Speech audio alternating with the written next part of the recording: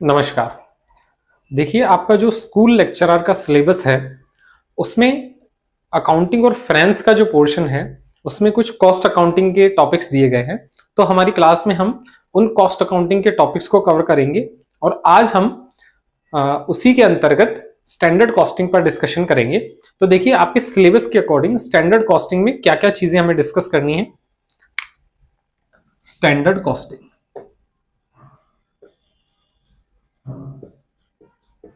Standard costing में सबसे पहले जो आपके सिलेबस के अकॉर्डिंग जो टॉपिक दिया है वो है स्टैंडर्ड कॉस्टिंग का कंसेप्ट। दूसरी बात जो दी गई है आपके सिलेबस में वो है fixation of standards for various components of cost. तीसरा जो टॉपिक दिया गया है आपके सिलेबस में वो है analysis of variance for decision making and control. और चौथा टॉपिक है डिस्पोजिशन ऑफ वेरिएंस। तो स्टैंडर्ड कॉस्टिंग में हमें यह समझ में आ गया कि हमें इन चार टॉपिक्स को डिस्कस करना है और इन चार टॉपिक्स में को हम वन बाय वन जो है वो डिस्कस करेंगे। तो देखिए, हम हमारे टॉपिक को अब शुरू करते हैं। तो सबसे पहले हम स्टैंडर्ड कॉस्टिंग में स्टैंडर्ड कॉस्टिंग के कंसेप्ट को समझेंगे। स्टैंडर्ड कॉस्टिंग का कंसेप्ट क्या है? तो अब देखिए, स्टैंडर्ड कॉस्टिंग के कंसेप्ट को समझने से पहले आपको ये समझना होगा कि स्टैंडर्ड कॉस्ट है क्या। What is standard cost? तो देखिए, स्टैंडर्ड कॉस्ट जो है वो एक प्री डिटरमाइंड कॉस्ट है। एक एडवांस में ही हमने किसी पर्टिकुलर प्रोडक्ट की या पर्टिकुलर प्रोडक्ट से रिलेटेड जो फैक्टर्स हैं जो उसकी कॉस्ट को इफेक्ट करते हैं, उन फैक्टर्स की हमने एक स्टैंडर्ड कॉस्ट निकाल ली है। तो वो जो स्टैंडर्ड कॉस्ट है वो हमारी एक यार्ड स्टिक की तरह काम करेगी कि एक्चुअल में जो परफॉर्मेंस हुई है ऑर्गेनाइजेशन के अंदर, यानी कि एक्चुअल में जो कॉस्ट इनकर हुई है वो जो है वो स्टैंडर्ड से कितनी वेरिएट करती है। क्या वो स्टैंडर्ड कॉस्ट से बहुत ज्यादा है, बहुत कम है, या वो फेवरेबल है, अनफेवरेबल है, क्या उसकी क्या एक्चुअल परफॉर्मेंस है, वो हम स्टैंडर्ड कॉस्ट के अंतर्गत देखते हैं। तो देखिए, स्टैंडर्ड कॉस्ट क्या, सबसे पहले हमें ये समझना है कि स्टैंडर्ड कॉस्ट क्या है। Standard cost,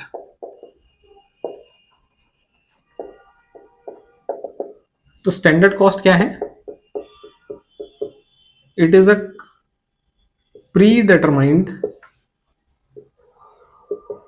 predetermined cost which is calculated considering all factors affecting cost or all factors affecting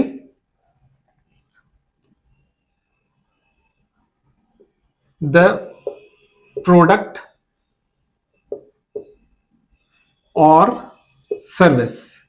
यानी कि किसी प्रोडक्ट की या सर्विस के जो फैक्टर्स हैं, अब वो फैक्टर्स क्या हैं कि जैसे मान लीजिए प्रोडक्ट के केस में मटेरियल है, वो एक इंपॉर्टेंट रोल प्ले करता है कि प्रोडक्ट की फाइनल कॉस्ट क्या होगी, या लेबर जितने घंटे काम कर रही है तो जो लेबर को वेजेस की पेमेंट की जा रही है, तो जो लेबर का खर्चा है वो भी एक जो है वो फैक्टर है जिससे प्रोडक्ट की कॉस्ट या सर्विस की कॉस्ट पर असर पड़ता है। तो स्टैंडर्ड कॉस्ट क्या है? It is a pre determined cost which is calculated considering all factors affecting the cost of, यहां पर हम कॉस्ट शब्द और लिख लेते हैं कि जो प्रोडक्ट की फाइनल कॉस्ट है, जो प्रोडक्ट की अंतिम लागत है या जो सर्विस की फाइनल कॉस्ट है, उस कॉस्ट को असर करने वाले जो फैक्टर्स हैं, अब वो फैक्टर्स क्या हैं? एग्जाम्पल के लिए हो सकता है वो मटेरियल की कॉस्ट हो सकती है, वो लेबर का खर्चा हो सकता है, और वो ओवरहेड्स भी हो सकते हैं। तो हमने कहा कि भाई स्टैंडर्ड कॉस्ट क्या है कि ये it is a pre determined cost which is calculated considering all factors affecting the cost of product और सर्विस। अब दूसरी बात आती है कि ठीक है, स्टैंडर्ड कॉस्ट का मतलब ये है, तो आप बताइए स्टैंडर्ड कॉस्टिंग का मतलब क्या है? स्टैंडर्ड कॉस्टिंग, अब स्टैंडर्ड कॉस्टिंग क्या है? देखिए स्टैंडर्ड कॉस्टिंग जो है वो कॉस्टिंग का वो मेथड है जिसमें स्टैंडर्ड कॉस्ट को एक्चुअल कॉस्ट से कंपेयर किया जाता है और उसके बाद में जो वेरिएंस आता है उसको एनालाइज किया जाता है कि उसके पीछे क्या कारण है, और उस हिसाब से फिर कॉस्ट को कंट्रोल करने के लिए डिसीजंस लिए जाते हैं। यानी कि it is a method of costing which is, या कह सकते हैं it is a method of costing under which it is a method of costing under which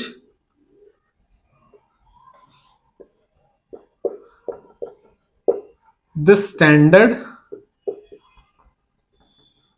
standard cost is compared with actual cost and difference between them is analyzed as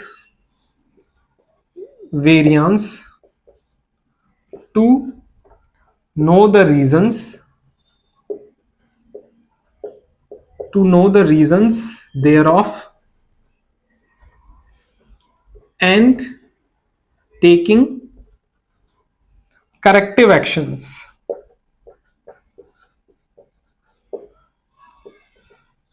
तो देखिए standard costing क्या है? Standard costing जो है वो costing का वो method है, it is a method of costing under which the standard cost is compared with the actual cost. जो स्टैंडर्ड कॉस्ट है उसे किससे कंपेयर किया जाता है? उसे एक्चुअल कॉस्ट से कंपेयर किया जाता है, और जो डिफरेंस इन दोनों के बीच में है, यानी कि जो स्टैंडर्ड कॉस्ट और एक्चुअल कॉस्ट के बीच में जो डिफरेंस है उसे हम एक शब्द यूज करते हैं वेरिएंस, और उस वेरिएंस किन कारणों से आया उन कारणों का पता लगाया जाता है और उसके हिसाब से फिर करेक्टिव एक्शंस लिए जाते हैं। यानी कि क्यों जो है वो मटेरियल की कॉस्ट ज्यादा आ गई, या क्यों लेबर की कॉस्ट ज्यादा आ गई, या क्यों ओवरहेड का खर्चा ज्यादा आ गया, तो इन सब बातों का जो कारण पता लगाया जाता है वो इस स्टैंडर्ड कॉस्टिंग के अंतर्गत पता लगाया जाता है। अब देखिए स्टैंडर्ड कॉस्टिंग कहां यूज की जाती है? तो स्टैंडर्ड कॉस्टिंग जनरली वहां यूज की जाती है जहां पर सिमिलर टाइप का प्रोडक्ट जो है वो लार्ज क्वांटिटी में रिपीटेटिव नेचर में बनाया जा रहा है। जैसे फुटबॉल बनाने वाली एक कंपनी है, अब फुटबॉल बनाने वाली कंपनी को ये पता है कि एक फुटबॉल को बनाने में कितना मटेरियल लगता है, उसको ये पता है कि एक लेबर को या एक मशीन को फुटबॉल बनाने में कितना टाइम लगेगा। तो ये जो सिमिलर नेचर ऑफ प्रोडक्ट बनाए जा रहे हैं, इसी तरीके के जो इंडस्ट्रीज हैं वहां पर स्टैंडर्ड कॉस्टिंग यूज की जाएगी। ऐसा नहीं है कि जहां पर जॉब वर्क किया जाता है, जैसे हम कह सकते हैं कि एक बड़ी सी कंपनी है या एक कंपनी है जो कि गेट्स, विंडोज या दरवाजे जो है वो बनाती है। तो अब हर दरवाजा हो सकता है उसका साइज डिफरेंट हो, हर दरवाजे का डिजाइन डिफरेंट हो, तो वहां पर क्या होगा, वहां पर जॉब वर्क है, वहां पर स्टैंडर्ड कॉस्ट कैलकुलेट नहीं की जा सकती। लेकिन जहां पर सिमिलर नेचर ऑफ प्रोडक्ट जो है वो बनाए जा रहे हैं, जैसे फुटबॉल बनाई जा रही है या फिर टॉयज, 2 या 3 तरीके के टॉयज बनाए जा रहे हैं, या एक ही प्रोडक्ट बनाया जा रहा है, जैसे मैं कह सकता हूं एक केमिकल बनाया जा रहा है, तो वहां पर स्टैंडर्ड कॉस्टिंग का यूज किया जाता है। तो ये था कि स्टैंडर्ड कॉस्टिंग जो है उसका कंसेप्ट क्या है, दूसरा, स्टैंडर्ड कॉस्टिंग का मीनिंग क्या है, अब और कहां ये यूज किया जाता है, हम लिख सकते हैं used in industries like chemicals, paper, या हम कह सकते हैं टॉयज,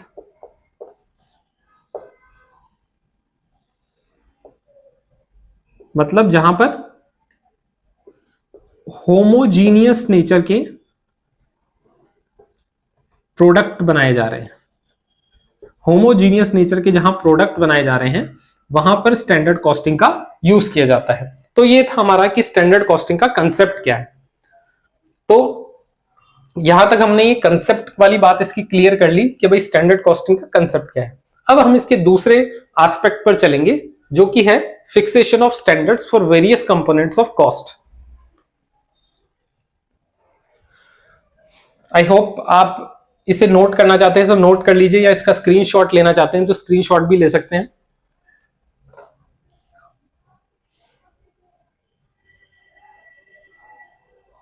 अब हम दूसरे टॉपिक पर मूव ऑन कर जाते हैं।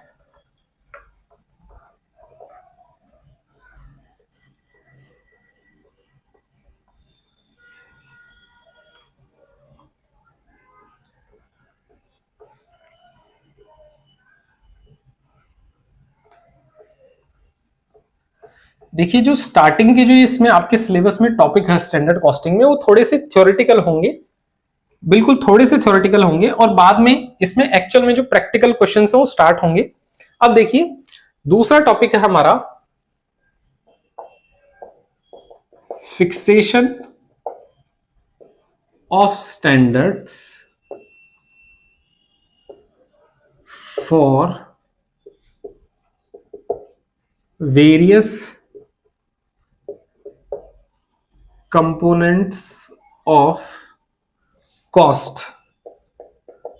तो अब हम आते हैं कि भाई कैसे जो है वो स्टैंडर्ड्स कैलकुलेट किए जाएंगे। तो देखिए इसमें सबसे पहला जो स्टेप है वो है कि हमें आइडेंटिफाई द कॉस्ट सेंटर। सबसे पहला जो है स्टेप है स्टैंडर्ड्स बनाने के लिए वो ये है कि आप कॉस्ट सेंटर का पता कीजिए। तो कॉस्ट सेंटर क्या है कि it is man, machine, equipment, item for which cost is एसर्टेन्ड।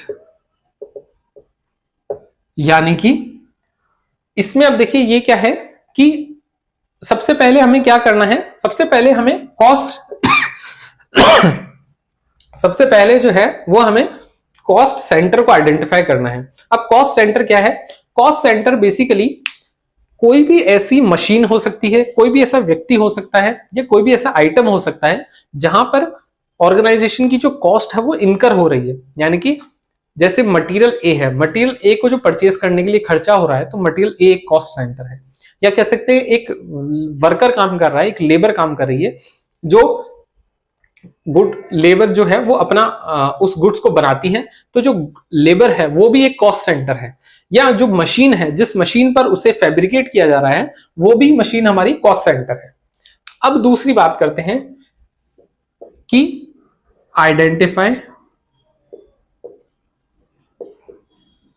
Elements of cost. तो देखिए ये जो स्टेप है ये सबसे सिंपल स्टेप है, आप सभी इस स्टेप को वैसे भी समझते जानते हैं कि हमें कॉस्ट के जो डिफरेंट एलिमेंट्स हैं उन्हें आइडेंटिफाई करना है। तो देखिए कॉस्ट के क्या एलिमेंट है, कॉस्ट के हमेशा तीन ही एलिमेंट्स होते हैं। एक है कि उसमें डायरेक्ट मटेरियल कितना लगा, एक है कि उसमें लेबर कितनी लगी, और तीसरा है कि उसमें ओवरहेड कितना है। यानी कि it involves identification of material,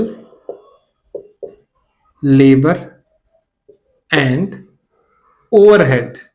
यानी कि हमने ये पता कर लिया कि प्रोडक्ट ए को बनाने में या प्रोडक्ट जेड को बनाने में हमें मटेरियल ए की आवश्यकता है, मटेरियल बी की आवश्यकता है, मटेरियल सी की आवश्यकता है। यानी कि हमने ये पता कर लिया कि प्रोडक्ट जेड को बनाने के लिए ए, बी और सी तीन मटेरियल की आवश्यकता है। दूसरा, हमें लेबर का पता करना है कि इस प्रोडक्ट जेड को बनाने के लिए, उदाहरण के तौर पर मैं बता रहा हूं कि प्रोडक्ट जेड को बनाने के लिए हमें इतने घंटे स्किल्ड लेबर से काम कराना है, इतने घंटे अनस्किल्ड से काम कराना है, इतने घंटे जो है वो सेमी स्किल्ड से काम कराना है। और तीसरा जो इंपॉर्टेंट एस्पेक्ट है वो है कि जो है वो ओवरहेड्स जो है वो कौन कौन से ओवरहेड्स हैं। तो ओवरहेड्स हमारे जनरली हमेशा तीन तरीके के होते हैं। एक हमारा जो फैक्ट्री ओवरहेड है वो, एक हमारा जो एडमिनिस्ट्रेशन ओवरहेड है, और तीसरा है कि जो हमारा सेलिंग एंड डिस्ट्रीब्यूशन ओवरहेड है। तो इस तरीके से हमारे ये हमने आइडेंटिफाई कर लिए कि भाई हमारे कॉस्ट के एलिमेंट्स क्या है। अब तीसरी बात आती है या तीसरा एस्पेक्ट आता है टाइप ऑफ स्टैंडर्ड्स एंड, कहते हैं टाइप ऑफ स्टैंडर्ड्स एंड हम कह सकते हैं सेटिंग ऑफ स्टैंडर्ड्स। अब देखिए इसमें क्या समझने वाली बात है कि स्टैंडर्ड्स जो है वो बेसिकली आप कह सकते हैं कि दो तरीके के स्टैंडर्ड्स होते हैं। सबसे पहला है एक आइडियल स्टैंडर्ड,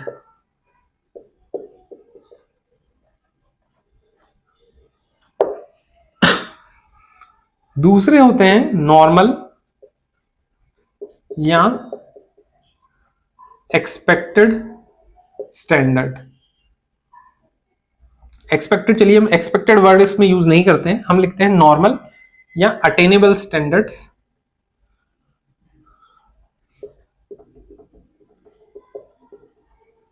अटेनेबल स्टैंडर्ड्स। तो हमने अब देखिए स्टैंडर्ड्स जब तय किए जाएंगे तो स्टैंडर्ड्स को दो कैटेगरी में डिवाइड किया गया है। एक है कि हमारे आइडियल स्टैंडर्ड और एक है नॉर्मल स्टैंडर्ड। अब आइडियल स्टैंडर्ड क्या है? आइडियल स्टैंडर्ड जो है वो आइडियल कंडीशंस के हिसाब से बनाए गए, यानी कि ये बेस्ट स्टैंडर्ड्स हैं। इसका मतलब इस स्टैंडर्ड का मतलब क्या है कि जैसे मान लीजिए हमें 1 किलोग्राम कोई मटेरियल बनाना है या 1 किलोग्राम का फाइनल प्रोडक्ट बनाना है, उसके लिए 2 किलोग्राम का रॉ मटेरियल लगता है।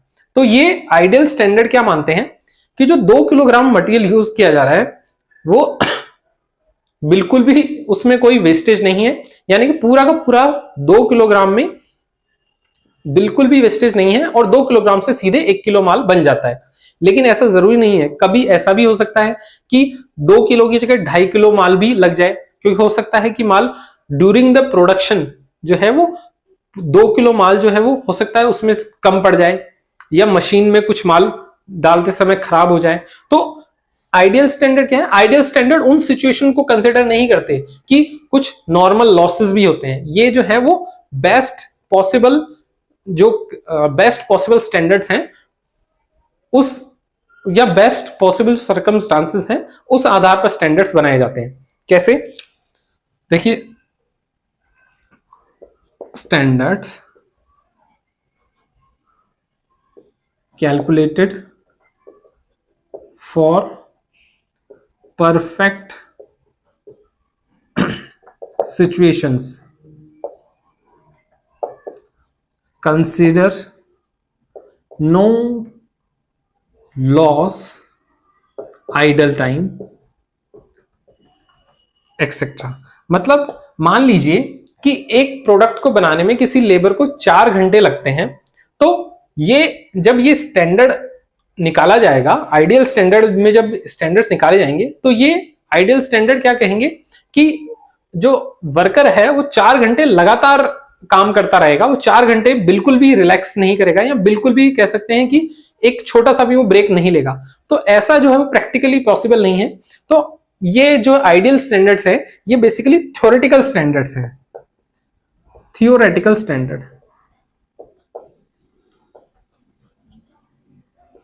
तो आइडियल स्टैंडर्ड्स जो है उनका प्रैक्टिकली स्टैंडर्ड कॉस्टिंग में यूज नहीं किया जाता, क्योंकि आइडियल स्टैंडर्ड्स जो हैं वो एकदम परफेक्ट कंडीशन के लिए बने हैं, और ऐसा जरूरी नहीं कि हमेशा परफेक्ट कंडीशन हो सकता है कि जैसा मैंने आपको एग्जांपल दिया कि अगर 1 किलो माल बनाने के लिए 2 किलोग्राम रॉ मटेरियल की आवश्यकता है, तो ऐसा हो सकता है कि परफेक्ट 2 किलो से ज्यादा भी माल की जरूरत पड़े, क्योंकि कुछ नॉर्मल लॉस भी हो सकता है।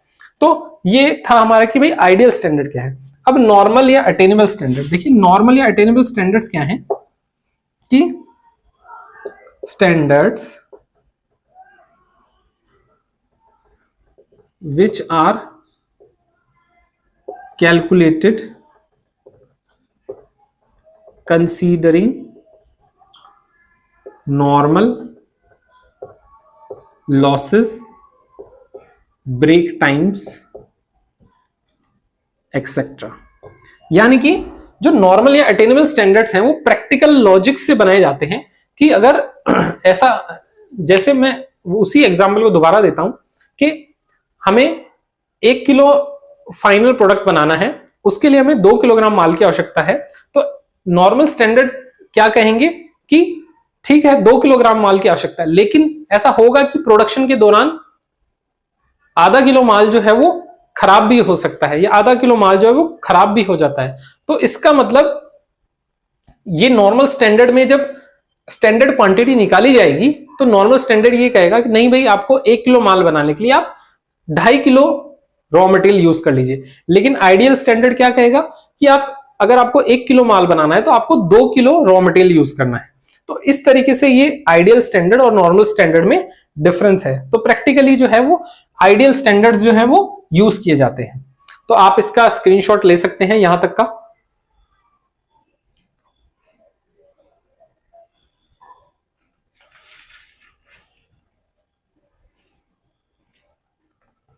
अब हम इसके अगले स्टेप पर आते हैं। देखिए जो चौथा स्टेप है इसका,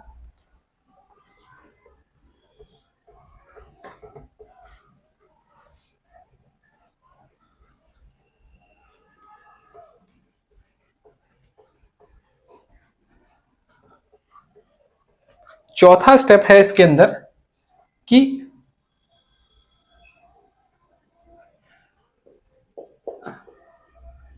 सेटिंग स्टैंडर्ड्स। अब सेटिंग स्टैंडर्ड्स में सबसे पहले क्या होगा, देखिए तो किसी भी प्रोडक्ट को बनाने के लिए सबसे पहले उसमें क्या यूज किया जाता है, तो उसमें मटेरियल का यूज किया जाता है। तो सबसे पहले हम मटेरियल की बात करेंगे। तो मटेरियल में देखिए सबसे पहले किस चीज का स्टैंडर्ड निकाला जाएगा, तो मटेरियल में सबसे पहले मटेरियल जो है वो मटेरियल का स्टैंडर्ड प्राइस निकाला जाएगा। Standard price. अब देखिए स्टैंडर्ड प्राइस क्या है, तो देखिए स्टैंडर्ड प्राइस क्या है कि स्टैंडर्ड प्राइस को कैसे निकाला जाएगा। तो स्टैंडर्ड प्राइस जो है वो जो कंपनी रेगुलरली जो मटेरियल खरीद रही है तो उसके पास एक पुराने परचेज प्राइस के रेफरेंसेस हैं कि कितनी रेट में उसने कितनी क्वांटिटी का माल खरीदा है। तो उस रेट में वो कुछ आगे, क्योंकि ये जो स्टैंडर्ड तय किए जा रहे हैं तो आने वाले प्रोडक्शन के लिए तय किए जा रहे हैं, तो इनमें आने वाले जो फ्यूचर में जो कॉस्ट के एस्केलेशंस हैं उनको भी कंसिडर किया जाएगा। तो स्टैंडर्ड प्राइस जो है वो बेसिकली फोरकास्टेड प्राइस कह सकते हैं हम इसे, forecasted price for future based on past procurements and price adjustment। तो अब स्टैंडर्ड प्राइस में क्या है कि मटेरियल के अंदर हमने सबसे पहले उसकी स्टैंडर्ड प्राइस निकाल दी, ऐसे ही मटेरियल की हमें एक स्टैंडर्ड क्वांटिटी भी निकालनी पड़ेगी।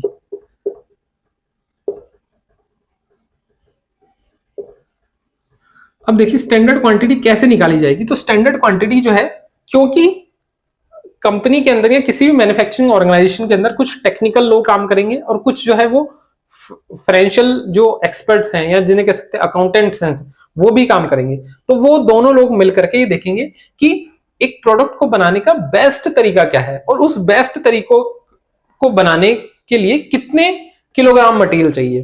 तो स्टैंडर्ड क्वांटिटी जो है वो based on technical expert,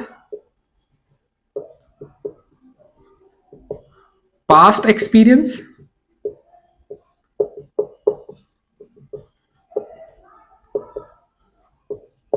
etcetera. तो जो स्टैंडर्ड क्वांटिटी है वो टेक्निकल एक्सपर्ट्स की हेल्प से और जो पास्ट एक्सपीरियंस है कंपनी का, क्योंकि कंपनी लगातार प्रोडक्शन कर रही है तो उसे पता है कि कितनी क्वांटिटी का इनपुट डालने से कितना उसमें आउटपुट निकलता है, कितना उसमें नॉर्मल लॉस है। तो इस तरीके से स्टैंडर्ड प्राइस और स्टैंडर्ड क्वांटिटी का डिटर्मिनेशन होता है। इसी तरीके से अगला जो कॉस्ट का कंपोनेंट है वो है हमारा लेबर। अब देखिए लेबर में क्या है, लेबर में भी वही दो बातें हैं। लेबर में देखिए, लेबर में सबसे पहला है कि लेबर की स्टैंडर्ड रेट, यानी कि लेबर को किस रेट से पेमेंट की जाएगी।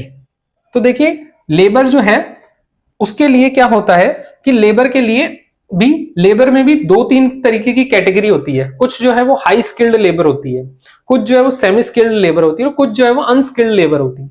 तो जो कंपनी जो है वो लेबर के लिए एक स्टैंडर्ड रेट तय करती है। वो रेट कैसे तय कर सकती है, तो हो सकता है कि कंपनी ने जो पास्ट रेट्स हैं वो, दूसरा है एग्रीमेंट विद लेबर यूनियंस, यानी कि जो लेबर यूनियंस हैं उनसे जो एग्रीमेंट किए हुए हैं उनमें भी अगर रेट हमने तय कर लिया कि भाई कंपनी को आने वाले 2 साल या 3 साल में इस रेट से लेबर की पेमेंट करनी है, तो वो भी हमारे लिए स्टैंडर्ड रेट बन जाएंगे। उसमें बेशक कंपनी जो है कुछ अपने एडजस्टमेंट करेगी कि 1 घंटे के जो है वो 1 घंटे के एक व्यक्ति को काम करने पर कितने पैसे देने हैं, तो उसमें हो सकता है कि फ्यूचर में चल करके कुछ उसको एस्केलेशन देना पड़े, कुछ लेबर में इंक्रीज, लेबर रेट्स में इंक्रीज हो, तो वो सारी चीजें फैक्टर इन करके एक स्टैंडर्ड रेट निकाला जाता है। इसी तरीके से दूसरा एस्पेक्ट है स्टैंडर्ड आर। तो देखिए स्टैंडर्ड आर में भी क्या है कि जो कंपनी के टेक्निकल एक्सपर्ट हैं वो प्रॉपर प्रोडक्ट को बनाने के लिए टाइम और मोशन की स्टडी करते हैं कि किस तरीके से एक प्रोडक्ट को बेस्ट तरीके से बनाया जाए। यानी कि मैं एग्जांपल लेता हूं कि एक बैट को बनाने के लिए सबसे पहले जो है वो लकड़ी को किस तरीके से काटा जाए, उसमें कैसे गोंद को लगाया जाए, फिर उसमें कैसे सबसे लास्ट में उसमें स्टिकर्स लगाए जाए। तो वो जो स्टेप बाय स्टेप प्रोसेस है, उस प्रोसेस को पूरा टेक्निकली फिगर आउट करके ये पता किया जाता है कि एक प्रोडक्ट को बनाने का बेस्ट तरीका क्या है और उस बेस्ट तरीके में लेबर के कितने घंटे लगते हैं। तो वही हमारा स्टैंडर्ड आर हो जाएगा। तो ये भी हमारा based on technical expert,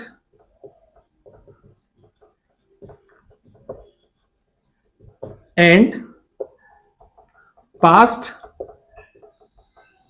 experience. तो ये जो है हमारा लेबर के संबंध में जो है वो वेरिएंस है कि भाई लेबर के जो संबंध में स्टैंडर्ड रेट्स कैसे निकाले जाएंगे, स्टैंडर्ड आर कैसे निकाले जाएंगे, उसकी बात करता है। तो बेसिकली इसमें कहीं ना कहीं आप देख रहे हो कि इसमें अभी सारी थ्योरेटिकल बातें चल रही हैं, थोड़ी ही देर में अभी इसका जो है वो प्रैक्टिकल पोर्शन आने वाला है। तो आप यहां तक का स्क्रीनशॉट ले सकते हैं।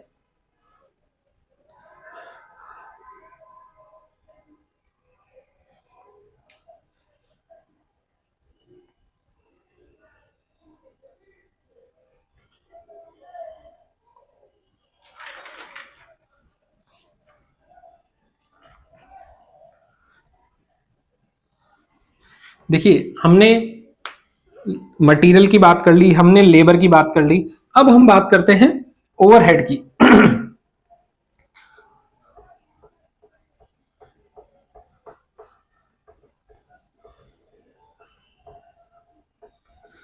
देखिए ओवरहेड को हम कैसे जो है वो कवर करेंगे।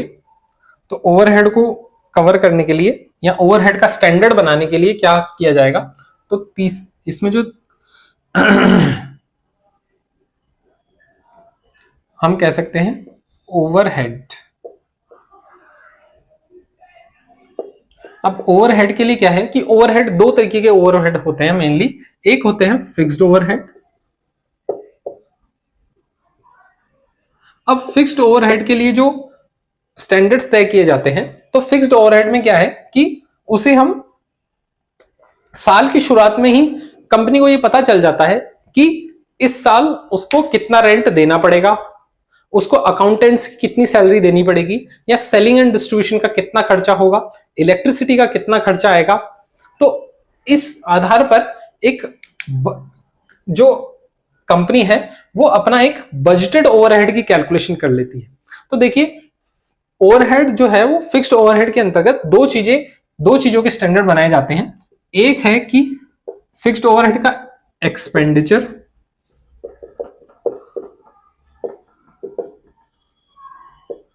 और एक इसका वॉल्यूम।